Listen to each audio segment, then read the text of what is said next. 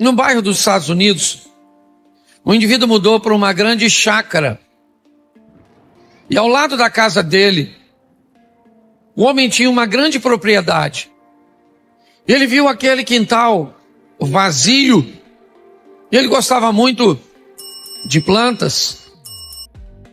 Ele notou que algumas semanas depois, o homem ou seu vizinho dessa grande propriedade, ele cavou algumas covas e começou a colocar algumas mudas.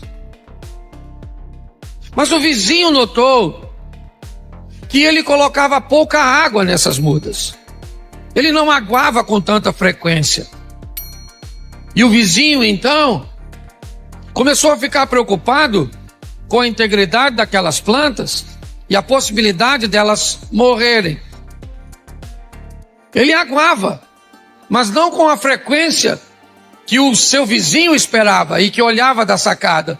Por muitas vezes ele viu as folhas daquelas mudas murchando e sempre o vizinho colocava pouca água. Um tempo depois, essas mudas se estabeleceram. Não era aquilo que o vizinho esperava olhando para a casa de seu próximo, mas algo muito mais esquisito começou a aparecer.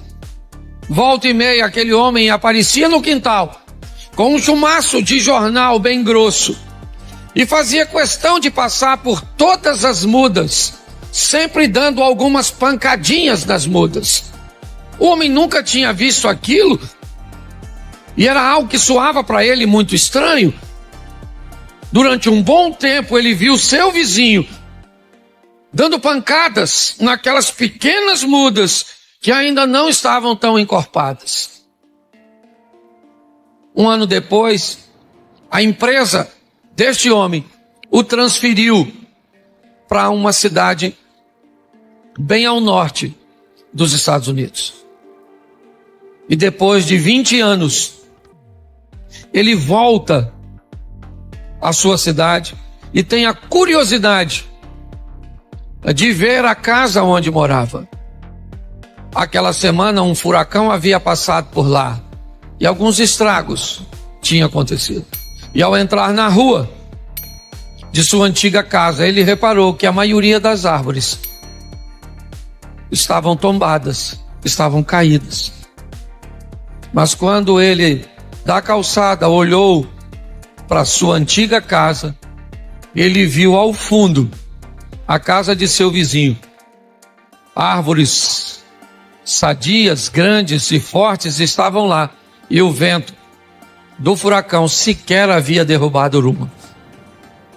Ele então foi ao vizinho para cumprimentá-lo, e durante esse cumprimento ele falou com o vizinho e lembrou de quão estranho era o comportamento dele no que diz respeito àquelas árvores. E finalmente ele perguntou por que ele aguava tão pouco.